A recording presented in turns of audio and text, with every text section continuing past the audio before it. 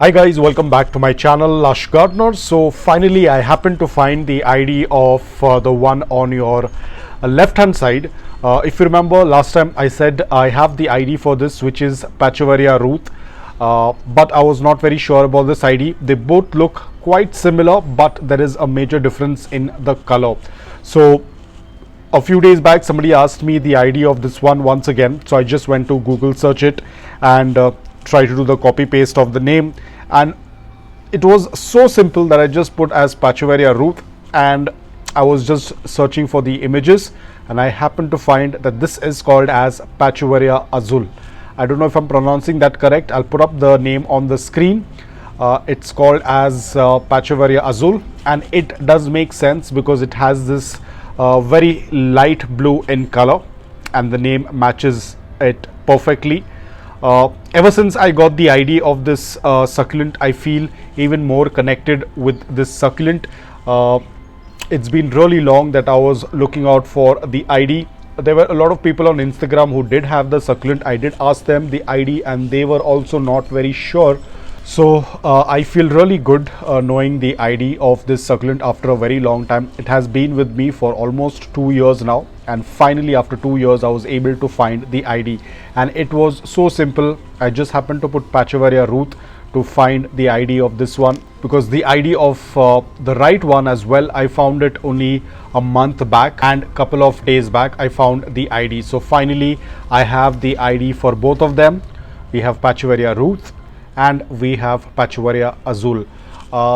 It all started with this particular Pachovaria. I was trying to find the ID of this one. A lot of people did give me hints and help me out with the ID, and with just finding the ID of this one, I was able to get the ID for both of them, and it was pretty simple. All I had to do is just some Google search. That is how I find a lot of the IDs. I just put in the genus and I try to give in some details like thick leaves Pachovaria, or Pachovaria with green color, or Pachovaria with pointed leaves, something like this, to give a little bit of description about the shape of the succulent, and then putting in the genus. Then you have to do a lot of search, a lot of comparing, and then that's how you tend to get the ID. Because most of these plant recognition apps like Google Lens, or I don't know the apps, I haven't used much of these apps, they don't give a very right information. I remember a joke about this. We were talking about, and one of my friend was showing me that a particular succulent which is not even Echeveria elegans, and he was getting the ID as Echeveria elegans, and it was not Echeveria elegans, of course, it was some other succulent. And then I noticed that a lot of people who were putting in the information, they were trying to identify the succulent.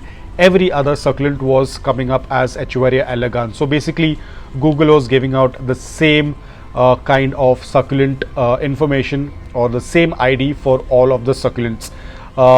Again, I think it all depends, because most of these succulents, they tend to look very identical, and hence it becomes very difficult to identify them. Of course, a lot of times these plant apps can give you a correct ID, especially when the succulent has very different features, but most of the time it was so funny to see that every other succulent was being labeled as Echeveria elegans. I had done the watering probably 2 or 3 days back, and you can see all of the leaves are very, very plump. No wrinkles, which means that it is completely hydrated. And succulents with thick or chubby leaves, they tend to store more water in their leaves. They have capacity to store more water in their leaves, so they can be watered way less frequently as compared to succulents that have thin leaves. Like you can see, this one is my Echeveria Pollux, very, very thin leaves. These would require a little bit more watering as compared to our chubby or thick leaved succulents. So even the watering is very less. Fertilizers I don't use, but the only important thing is to offer them a good amount of morning direct sunlight for 5 to 6 hours. Soil has to be loose, porous and well draining. They do not like excess moisture, because one, they already have enough water in the leaves, and if there is going to be excess moisture in the soil, there is a high chance that they will start to drop the leaves and eventually they will get a rot. So be extremely careful. That's about it, guys. I hope that this video was helpful to you. If it was, please hit the like button, and if you're new to my channel, please consider subscribing to it. Until then, take care, stay safe, and keep planting.